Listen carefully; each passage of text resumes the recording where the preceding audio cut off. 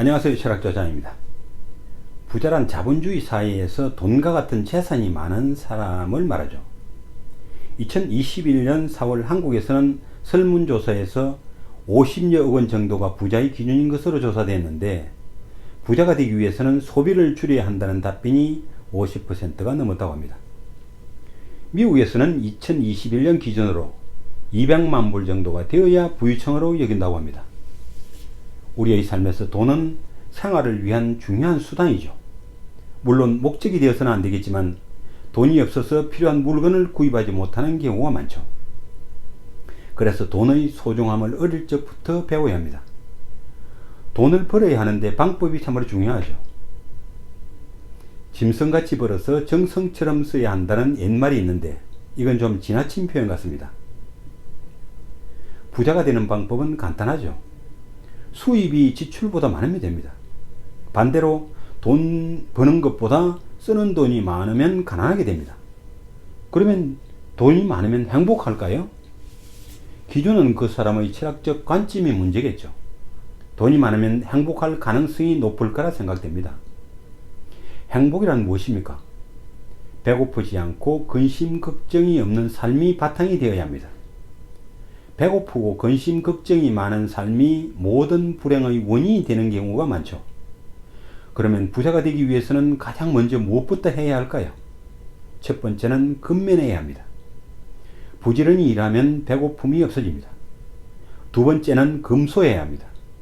금소하게 살면 재산이 쌓이게 됩니다.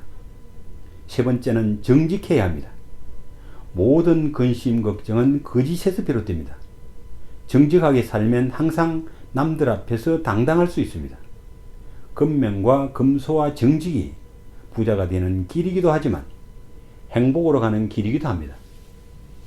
근면함과 금소함과 정직함이 바탕이 되어진 삶 속에서 보람이 있는 일을 하면 조그만 일에도 항상 행복할 겁니다. 나의 스승께서 보여주신 가르침은 너무나 간단했습니다. 스승과 함께 살았던 2년 동안을 되돌아보면 참으로 행복한 날들이었습니다. 매일같이 하루도 빠짐없이 자신의 일을 위하여 최선을 다하시는 모습을 보여주셨죠. 아침 인사차 아래층으로 내려가면 소파에서 항상 저를 기다리고 계셨습니다. 아무리 피곤한 날에도 당신의 소명을 위하여 보여주신 근면함은 이후 나의 삶의 모습도 달라지게 될 수밖에 없었죠. 그분의 금소함은 옳은 일에는 아낌없이 돈을 쓰셨지만 일반적인 생활은 서민의 삶이셨습니다.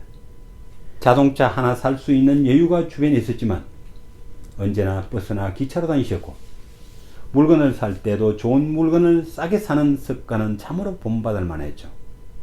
먼 거리를 걸어서 식품이나 생필품을 사서 들어오곤 했죠.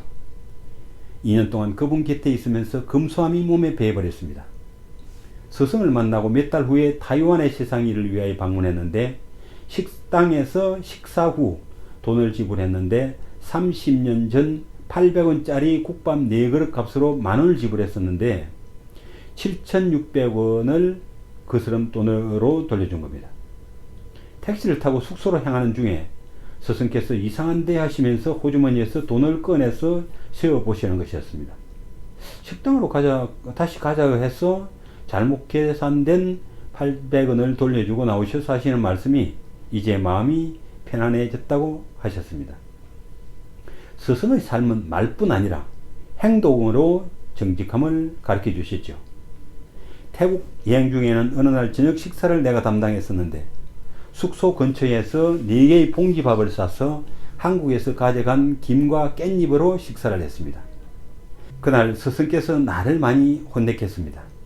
그 이유는 딱히 할 일도 없는데 숙소 근처의 봉지밥보다 500m 정도 걸어서 가면 더 싼 봉지밥을 살 수 있는데 세상의 일을 위해서 사람들의 도네이션 한 돈을 그렇게 펑펑 쓰셔야 되겠느냐? 옳은 일을 위하여 쓰겠다고 약속한 돈인데 다리가 아프다고 조금 더 걸어서 사오면 될 텐데 돈을 함부로 쓰느냐? 스승의 꾸지람을 한참을 들어야 했습니다. 지금 돈으로 환산하면 1불 정도의 돈을 낭비한 거죠. 스승 곁에서 한 달간의 여행이 나의 삶을 바꿔버렸습니다. 근면함과 금소함과 정직함을 저절로 배우게 되었지요. 생활의 가르침은 말로 하는 것보다 몸으로 실천함을 보여주심으로써 나를 깨닫게 하셨지요.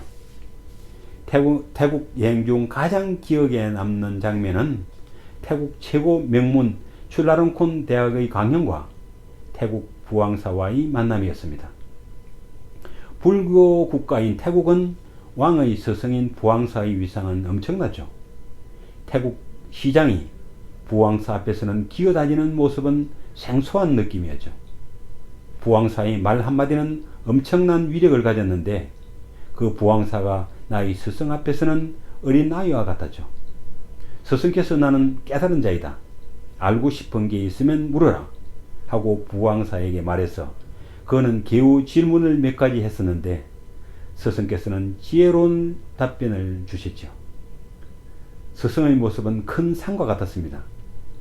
스승의 위대함은 그의 모습이 아니라 얼마만큼 사람들을 깨우쳐 줄 수 있는가 하는 가르침입니다. 그분은 가셨지만 그 가르침은 항상 나의 의식을 변화시키고 있습니다. 좋은 스승은 냉정할지라도 항상 좋은 결과를 얻게 하십니다.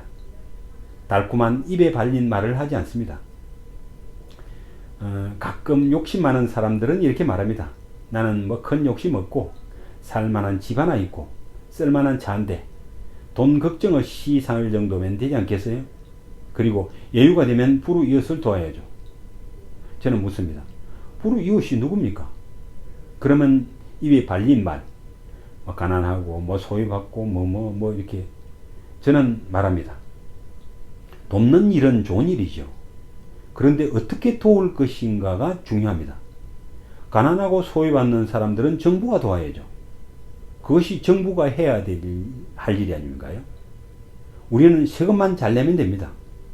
공정한 사회라면 세금을 열심히 잘 내는 것도 애국하는 길입니다. 공정한 사회가 아니라면 어떻게 해야 할지 잘 아는 사람들 물어보시기 바랍니다. 당신은 왜 가난합니까? 하고 물어본 뒤 그들을 어떻게 도울 것인가를 생각해 보아야 합니다. 일하기 싫어하는 사람을 도와야 할까요? 게으른 사람들에게 그냥 돈을 주어야 할까요? 부자가 되는 방법을 가르쳐 주어야죠. 과거 성인들이 말했듯이 돈을 그냥 주는 것보다 돈 버는 방법을 알려준다면 그들은 평생 배고프지 않게 될 것이고 진정으로 도우는 것이 되겠지요. 부자가 되기 위해서는 부자가 된 사람들의 삶을 배워야 합니다. 그들의 근면함과 금소함과 정직함이 그들을 부자로 만든 경우가 대부분일 것입니다. 그 중에 하나라도 빠졌다면 망했거나 가난하게 되었겠죠. 과거 부잣집 아들이 돈을 펑펑 쓰며 호의호식하는 모습을 보면서 부러웠던 어린 시절도 있었죠. 그러나 그의 방탕함 때문에 그는 가난하게 되었고 그 후의 초라한 모습을 보면서 부자는 자식에게 돈을 물려줄 것이 아니라 근면금소 정직함을 가르쳐 주었더라면 자기보다 더 큰 부자가 되었을 텐데 하는 아쉬움이 남았었죠. 정직하지 못한 방법으로 부자가 된 사람들도 있겠지만 그 부는 모래성과 같아서 언제 무너질지 아무도 모릅니다.